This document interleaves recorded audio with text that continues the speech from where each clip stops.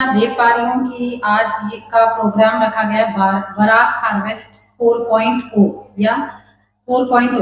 तो मैं भी जानती हूँ कि लास्ट 3 साल से तो मैं खुद ही देख रही हूँ कि स्टेज यहाँ से धीरे धीरे यहाँ आ रहा है। तो जैसे चीजें बदलती देख रहे हैं वैसे ही उम्मीद करते हैं कि उनके डेडिकेशन से इस पूरे जगह में एक चेंज जरूर आएगा। जैसा उन्होंने ही अपनी चीजों में कहा कि जब तक आपकी सोच में परिवर्तन नहीं हो चीजों में परिवर्तन नहीं आ सकता। तो जब चीजें धीरे धीरे परिवर्तित हो रही है इसका मतलब है लोगों की सोच भी बदल रही है। यहाँ बैठे लोगों का जैसे जैसे चेयर बढ़ती जा रही है तो मुझे भी पता लग रहा है कि लोग जुड़ रहे हैं, उनका विश्वास आ रहा है। हालांकि परिवर्तन एक दिन में नहीं होता है, धीरे धीरे होता है। जैसे हमने अपनी मूल संपदा को बदल के आज जिस स्थिति में खड़े हुए हैं वो भी एक दिन में नहीं हुआ। तो इससे पहले कि हम बहुत आगे अपनी चीजों में परिवर्तन गलत रास्तों में करें, हमें अपना रास्ता बदल देना चाहिए। तो मैं इसके साथ अपना मूल उसमें आती हूँ, agricultural technology and suitability of the nature. जैसा कि ये दो चीजें जुड़ी हुई हैं कि एग्रीकल्चरल टेक्नोलॉजी और आज का ये जो प्रोग्राम है 4.0, ये कोइंसिडेंस है कि हमारे देश में भी चल रही है इंडस्ट्री 4.0, कि हमारा इंडस्ट्री का भी रिवोल्यूशन चल रहा है उसकी चौथे उस पे पड़ाव पे, और इस प्रोग्राम का भी है। तो जैसे वो बढ़ रहा है, देश बढ़ रहा है, ये भी उनकी अच्छे सोच के साथ, अच्छे प्रयास के साथ आगे बढ़ेगा। और जैसा उन्होंने कहा है कि सस्टेनेबिलिटी, सस्टेनेबिलिटी क्या होती है? टिकाऊपन, जो लंबे समय तक हमको लेके जाए। तो आज की डेट में अगर हम G20 भी देखें तो G20 में भी यही सारी चीजें आई थी कि हमें अपनी टेक्नोलॉजी को वैसे बढ़ाना है जिससे कि हम आज हमारे देश में सबसे ज्यादा है क्या चीजों की चीजें हो रही है कि अफोर्डेबिलिटी ऑफ द क्रॉप, कि क्रॉप को कैसे पहुंचाया जाए, दूसरा डिमांड को कैसे पूरा किया जाए, और उसके साथ प्राकृतिक संपदाओं को कैसे रखा जाए, मतलब हमारा नेचर है उसको वैसे का वैसा कैसे बनाया जाए। तो हम पीछे से अगर चले तो हमने अपनी चीजों को 1960 से भारत ने कभी किसी को फॉलो नहीं किया है, लेकिन डेफिनेटली जहां पैसा होता है लोगों की सोच बदल जाती है। तो जो विकसित देश हैं उन्होंने हमेशा ऐसा दिखाया है कि चीजें वहां से चलकर आ रही हैं, वैसा हमारा एडवर्टाइजमेंट होता है, हमारी सोच को बदला जाता है। तो हमें उसके साथ अपनी सोच को बदलने नहीं देना है, क्योंकि 1960 में जब हमने सीड टेक्नोलॉजी लाई थी, क्यों लाई थी? क्योंकि तब हमने ऐसे सीड का डेवलपमेंट किया था जिससे कि प्रोडक्शन बढ़ाया जा सके, हमारे लोगों की डिमांड को पूरा किया जा सके, लेकिन उसके साथ साथ प्राकृतिक संपदाओं का, जैविक खेती को बरकरार रखा जा सके। और इसको चलाने के लिए 2015 और 16 में प्रधानमंत्री की बहुत सारी योजनाएं चली, जिसमें कि उन्नत कृषि, पारंपरिक पारंपरिक उन्नत कृषि का भी आगे बढ़ाया गया है। तो आप जैसे देख रहे हैं कि इस जब भी एरिया में मैं आती हूँ, 3 साल से तो मैं ही, जैसा मैंने बोला, देख रही हूँ कि हम अभी भी बहुत सारी चीजों को नेचुरली बना के रखें। यहाँ लगे स्टॉल इस चीज के खुद ही बोल रहे हैं कि यस हमारे पास कैपेसिटी है, कैपेबिलिटी है, तो क्यों हम बाहर की तरफ देखें, क्यों ना उन चीजों को ही हम, क्योंकि आज हम जो उगा रहे हैं अगर उसको हम अच्छे से प्रचार और प्रसारित करें, हम अपनी एकजुटता रखें तो हम जरूर कर पाएंगे। तो अगर टेक्नोलॉजी की बात चल रही है तो बहुत सारी टेक्नोलॉजी, जैसा कि स्वपन जी के थ्रू मैंने सबसे पहले DICC में मिली थी, वो क्या करते हैं कि वो उन जगहों पर जाते हैं और वो हमसे भी आकर मिलते हैं। तो क्या योजनाएं चल रही हैं, उसका क्या सही उपयोग किया जा सकता है, अगर वो आपको आके बता रहे हैं, तो अगर आप जुड़ रहे हैं तो आप अपने ही आप को आगे बढ़ा रहे हैं। ये चीज नहीं होगी कि आप केवल उनका साथ दे रहे हैं, उनके साथ के साथ कहीं ना कहीं आप अपने आप को भी आगे लेके जा रहे हैं। और कहीं ना कहीं एक चीज तो होगी कि लिंकेज, एक आगे बढ़ रहा है तो उसमें लिंक जोड़ना है, क्योंकि वो अगर उस चीज को छोड़ेगा तो आपको उसको आगे ले जाने के लिए तैयार रखना है। तो वहां भी कहीं ना कहीं हमारी सोच ही जिम्मेदार है। अभी हम बात करते हैं टेक्नोलॉजी की, तो मैं आपको जो मैंने बताया 1960 में हमने सीड टेक्नोलॉजी लाई, उसमें हमने सबसे बड़ा किया है मिलेट के सीड्स का डेवलपमेंट, जो लोगों ने आज तक नहीं कहा है। 1966 में सबसे पहला वैरायटी ऑफ हाइब्रिड मिलेट जो रेजिलिएंट, मतलब हर एक स्थिति में, क्योंकि हम देख रहे हैं धीरे धीरे हमारी क्लाइमेट चेंज हो रहा है, हमारे पास पानी हर जगह अवेलेबल नहीं है। आप इस एरिया में देखें तो बहुत अधिक पानी है, लेकिन ऐसा हर कोई नहीं है। तो मिलेट एक ऐसी क्रॉप है जो हर एक जगह हो सकती है, हर एक स्थिति में हो सकती है, और उसकी न्यूट्रिशनल वैल्यू भी बहुत ज्यादा है। क्यों? वो एक अनाज ऐसा है जो हर एक चीज की कमी पूरी कर सकता है। जैसा कि आपने देखा राइस की वैरायटी को यहाँ प्रिजर्व करके रखा गया है, क्योंकि धीरे धीरे ये चीजें छूटती जा रही हैं। लेकिन उसके साथ साथ 2006 में फिर नई योजनाएं लाई गई, जिसके तहत कहा गया है कि ये सारी जो सीड टेक्नोलॉजी है उनको हमें साथ साथ प्रकृति के साथ लेके चलना है। तो एग्रो टेक्नोलॉजी की आज अगर हम बात करें एग्रीकल्चर की, तो हमारे सामने सबसे बड़ा जो चैलेंज है, जो हम योजनाएं तो बहुत सारी चलाते हैं, जैसे पर ड्रॉप पर क्रॉप, मतलब एक ऐसी क्रॉप के साथ चलना जो हर एक बूंद के साथ हमारे उन्नत कृषि की तरफ ले जाए। वैसे ही हमें अपनी सॉइल हेल्थ कार्ड को भी मेंटेन करना है।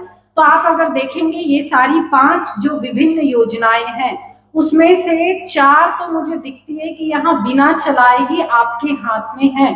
तो जैसा स्वपन जी ने बिल्कुल सही कहा है कि अगर आप बाहर जाएंगे, आपको लगता है बड़े शहर में जाके आपने कुछ चीज कमाई, लेकिन वहां रहने के एक अलग अपने बहुत सारे चैलेंजेस है।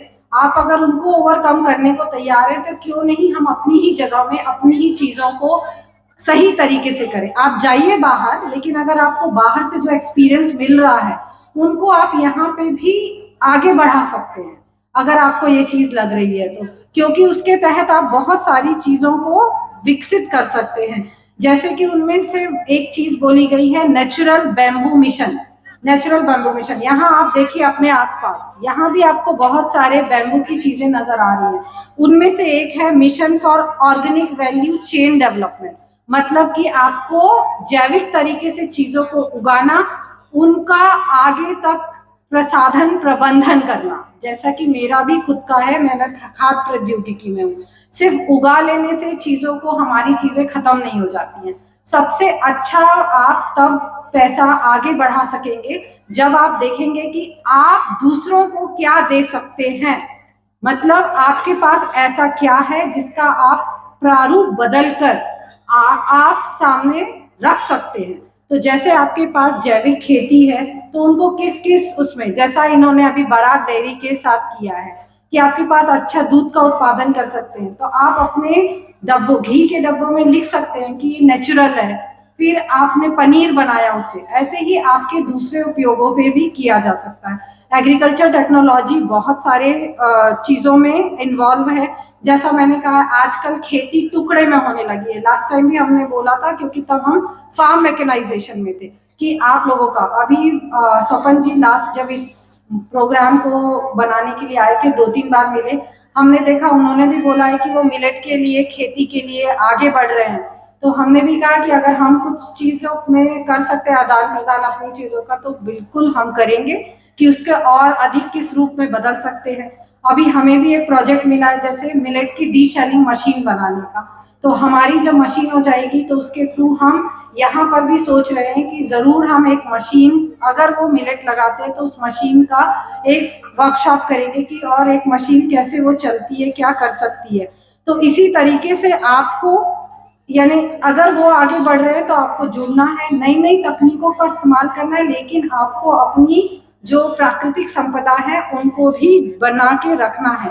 और इसी के साथ बहुत सारी टेक्नोलॉजी में एक जो नई टेक्नोलॉजी विकसित की गई है, वो क्लीन प्लांट प्रोग्राम, जिसको CPP कहते हैं, उसमें भी जो वायरस फ्री पौधे होते हैं वो दिए जा रहे हैं। जब हमारी सरकार इतना कुछ कर रही है और जबकि आपके पास नेचुरल तरीके से वो सारी चीजें उपलब्ध है, तो क्यों नहीं हम उनको आगे लेके जाएं, उन चीजों से जुड़े और उसका ज्यादा से ज्यादा समाज के लिए इस्तेमाल करें।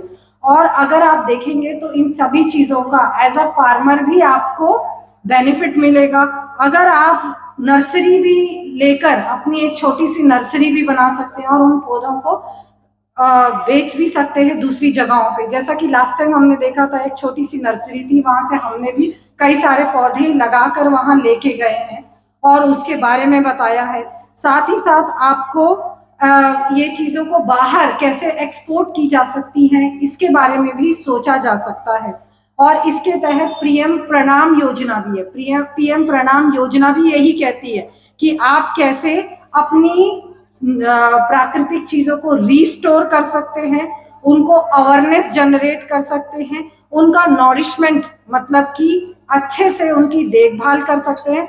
साथ साथ आप उनका अपने आप में आत्मनिर्भर बन सकते हैं। तो टेक्नोलॉजी तो बहुत सारी आ रही है, लेकिन आजकल उन्हीं टेक्नोलॉजी की चीजों को कहा जा रहा है, जैसे उनमें से सबसे ज्यादा आती है प्रिसीजन फार्मिंग, कि ज्यादा से ज्यादा आप किस तरीके से अपनी खेती की चीजों को अपडेटेड कर सकते हैं। जैसे कि उसमें सबसे ज्यादा आता है कि आप अपने खुद के डेटा कलेक्ट करिए, उनको एक जगह कलेक्ट करिए और आप उससे देखिए कि कैसे एक मशीन का इस्तेमाल ज्यादा से ज्यादा किया जा सकता है। अभी हमने पिछले हफ्ते ही किया है कि हमने जो छोटी छोटी अपनी मशीन्स बनाई हैं आईओटी बेस्ड, मतलब कि सेंसर बेस्ड, जिससे आपकी सॉइल की हेल्थ को भी चेक किया जा सकता है या आपके पौधे की हेल्थ को किया जा सकता है। तो हम उनके थ्रू यहाँ पे भी डिमॉन्स्ट्रेट कर सकते हैं, जिससे आपको भी पता लगेगा कि छोटे छोटे इन्वेस्टमेंट से आप कैसे कर सकते हैं। लेकिन उसको आपको एज अ कोऑपरेटिव सोसाइटी के अंदर आना होगा, धीरे धीरे सीखना होगा। और डेफिनेटली अगर हम जुड़ रहे हैं एज अ यूनिवर्सिटी और वो आ रहे हैं, तो हम उन चाहते हैं कि उन तकनीकों का इस्तेमाल करिए, क्योंकि वो सब नेचुरल तरीके से बोली जा रही है। उन तरीकों में कहीं भी कोई ऐसी चीजें नहीं कही गई हैं जहां पे प्राकृतिक संपदाओं को अव्यवस्थित किया जाएगा। और इसके तरीके इस तहत अगर आप देखेंगे पारंपरिक कृषि विकास योजना के तहत बहुत सारे राज्य जुड़े हैं, उत्तराखंड हो, मध्य प्रदेश हो, लेकिन नॉर्थ ईस्ट में अब तक त्रिपुरा ने ज्यादा अच्छे से उस पर काम किया है। आसाम में अभी भी चल रहा है काम। तो अगर आप लोग जैसे देख रहे हैं, हम ऑलरेडी कर रहे हैं लेकिन आपने उसका हिस्सा नहीं बने, तो उन तकनीकों को उस चैन में जुड़ना है। उसके लिए मैंने देखा यहाँ पे ऑलरेडी बहुत सारे लोग जुड़ ऑलरेडी यहाँ पे है, तो उनके वो लोग भी अपनी चीजों में आपको बताएंगे। तो हमारा इसके साथ यही कहना है कि अगर आपके पास ये चीजें हैं जो सरकार अभी योजनाएं चला रही हैं, तो क्यों नहीं हम उनका एक हिस्सा बने और उनके साथ अपनी चीजों को जोड़े। तो उससे आपका जो वैल्यू जनरेशन है, पैसे का उस लागत जो लग रही है उससे आप जो फायदा ले सकते हैं वो बहुत अधिक होगा। इसके साथ ही मैं अपना वक्तव्य यहाँ समाप्त करती हूँ। धन्यवाद।